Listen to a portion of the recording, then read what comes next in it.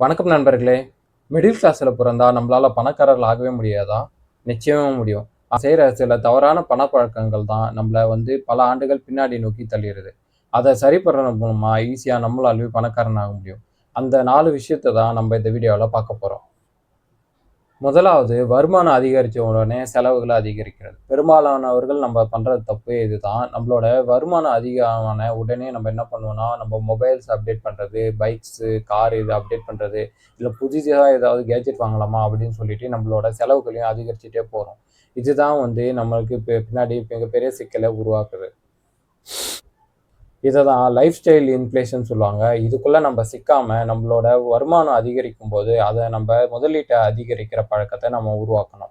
பலரு பணத்த சேர்க்கிறேன்ற பேர்ல saving அக்கவுண்ட்லயும், fixed டெபாசிட்லயும் தன்னோட பணத்த சேர்த்து வைப்பாங்க.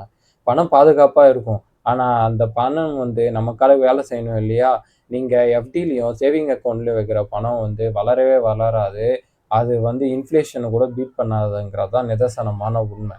அதனால நம்ம எப்ப சேமிக்கிற பணத்த உடனே முதலீடு பண்ணும் மூலமா, அது நமக்கு எதிர்காலத்தில மிகப்பெரிய காப்பச உருவாக்கும். 3வது மிடில் கிளாஸ் மக்கள் பண்ற மிகப்பெரிய தப்பு என்னன்னு பார்த்தீங்கன்னா, கடன்லயே தன்னோட லைஃப் ஸ்டைல உருவாக்குறது.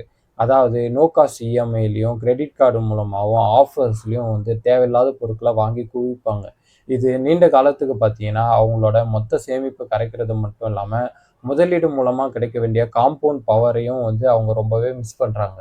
கடைசியா வருமானத்த அதிகரிக்க திறன்ல முதலீடு பண்ணாமல இருக்கிறது. பணக்காரங்க பார்த்தீங்கன்னா, தன்னோட வருமானத்த மட்டும் உயர்த்துறது இல்லாம, திறன்கள மேம்படுத்துறதுக்கான டைமையும், பணத்தையும் செலவிட்டு, திறன்கள மேம்படுத்துறது மூலமா சைடு இன்கமையும், வருமானத்தையும் அதிகரிப்பாங்க. அது மூலமா வர வருமானத்துல முதலீட்ட இன்னும் அதிகப்படுத்துவாங்க. இது மூலமா அவங்க மிகப்பெரிய காப்பச உருவாக்குவாங்க.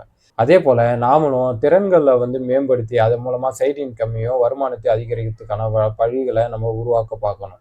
நம்மளோட திறன்களும் நமக்கு மிகப்பெரிய சொத்துங்கிறத நம்ம மனசுல வச்சுக்கணும்.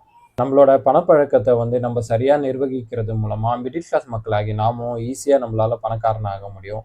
இந்த வீடியோ உங்களுக்கு பிடிச்சிருந்தா லைக் பண்ணுங்க, கமெண்ட் பண்ணுங்க, ஷேர் பண்ணுங்க. மறக்காம நம்ப பணம் பழகு சேனல சப்ஸ்கிரைப் பண்ணிக்கோங்க. நான் உங்கள அடுத்த வீடியோல பார்க்குறேன்.